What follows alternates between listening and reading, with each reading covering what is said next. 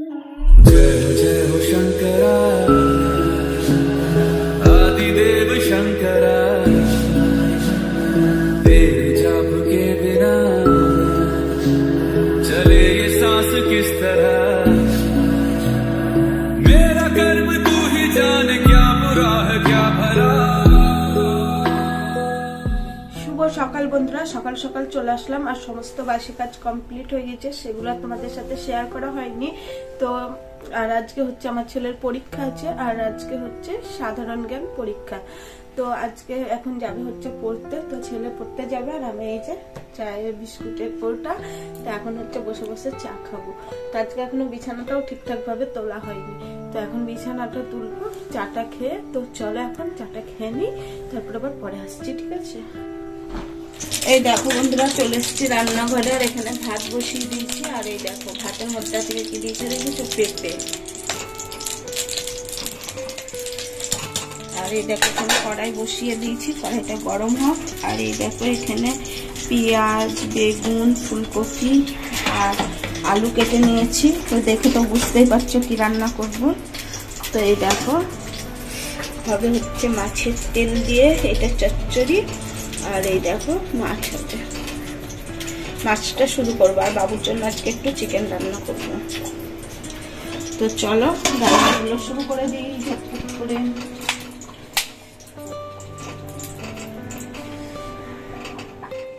এই দেখো বন্ধুরা, এখানে আমি মাছের তেলের তরকারিটা কিন্তু রান্না করা শুরু করে দিয়েছি। আর এই তেল খাওয়াটা আমি কিন্তু এই বাড়িতে এসেই আর কি শিখেছি। তো আগে না আমি খেতাম না এই তেল এই তিতো হয় এইসব একটা। আর আমার জানা খুব ভালোবাসে এই মাছের তেল খেতে, আর ও রান্নাও করতে খুব ভালো। আর আমরা তো অনেক দিনই একসাথে ছিলাম। তো তোমাদের দাদা ভাই আগে বাজার করতো, আর আমার যা রান্না করতে এরকমভাবে, আর রান্নাটাও আমি কিন্তু ওর কাছ থেকেই শিখেছি। তো এইভাবেই করে আর কি এখানে কিন্তু আমি অনেক কিছু এসে রান্না করা শিখেছি, তারপরে খাওয়া দাওয়া শিখেছি। তো অনেক কিছু মানে যেগুলো আর কি খেতাম না সেগুলোও এখানে এসে খাই। আর এখানে দেখো ভাত হয়ে গেছে, ভাতটা উপর দিয়ে দিয়েছি। আর এদিকে দেখো আমি কিন্তু মাছটাও আর কি ভাজা বসিয়ে দিয়েছি। আর টাটকা মাছ তো একটু লেগে যাচ্ছে।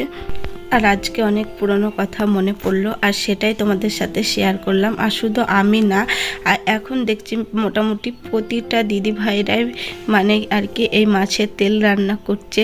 তো এক একজনে এক এক রকমের ভাবে রান্না করে, রান্নাটা তো নিজের কাছে, তাই না?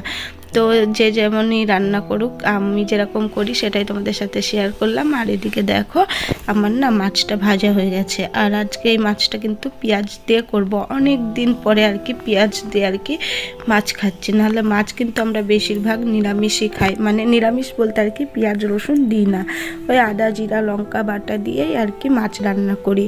আর লাস্টে আর কি জিরা গোলমরিচ ভেজে গুঁড়ো করে রাখি, সেটাই আর কি দিয়ে দিই। তো এরকমভাবেই মাছ রান্না করি। তো চলো আমি মাছের ঝালটা আজকে বানিয়ে নিই, তারপরে আবার আসি।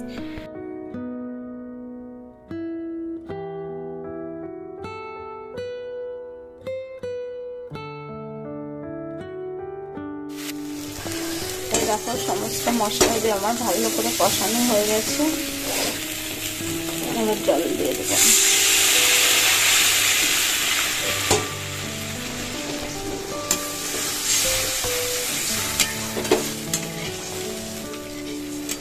এই দেখো বন্ধুরা, ঝোলটা ফুটে গেছে, এবার হচ্ছে মাছগুলো দিয়ে দেবো।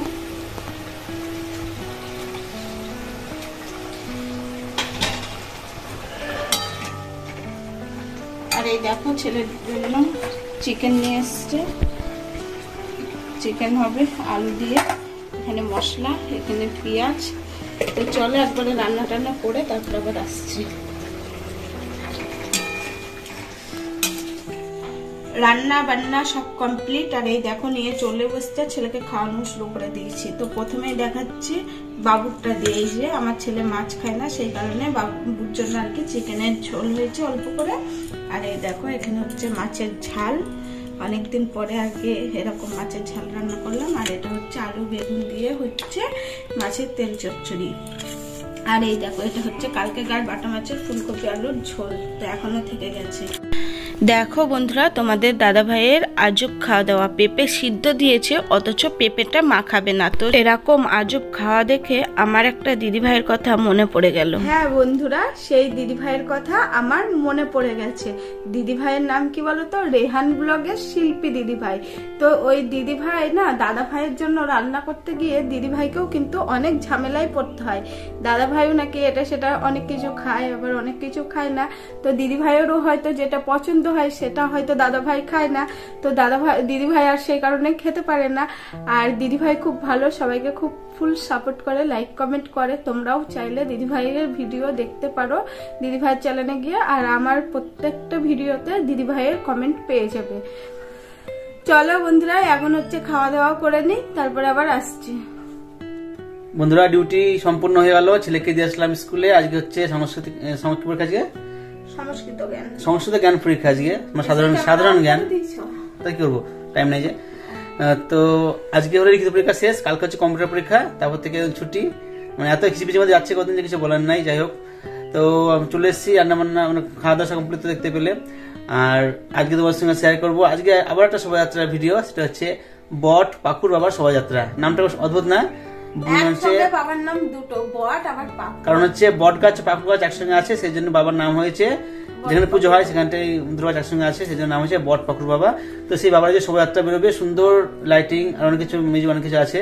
তো তোমরা দেখো, আজকেও খুব ভালো লাগবে বন্ধুরা। ঠিক আছে, কিছু বলবা? চলো, আবার চলে আসবে একদম রাতে, একদম সন্ধ্যাবেলায়। ঠিক আছে, চলো। আজকে তার অনুগামী ও সাই সাই ভক্তদেরকে নিয়ে ব্যারাকপুর শহর পরিক্রমায় সভা বেরিয়েছে। বট ঠাকুর বাবার কাছে যদি কাউরি কোনো আবেদন থাকে অবশ্যই করবে। বাবা কাউকে খালি হাতে ফেরায় না।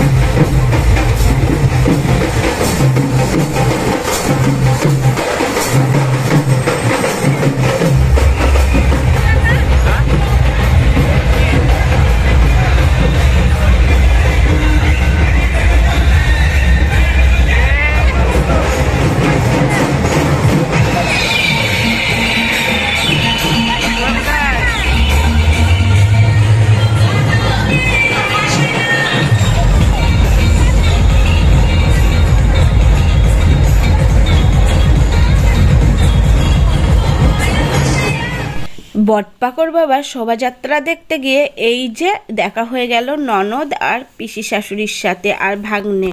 আর অনেক দিন পরে দেখা হয়ে বেশ কিন্তু ভালো লাগলো। তো একটু কথা বললাম, তো তারপরে তো ওরা চলে গেল আর আমরা কিন্তু ঠাকুর দেখতে শুরু করে দিলাম।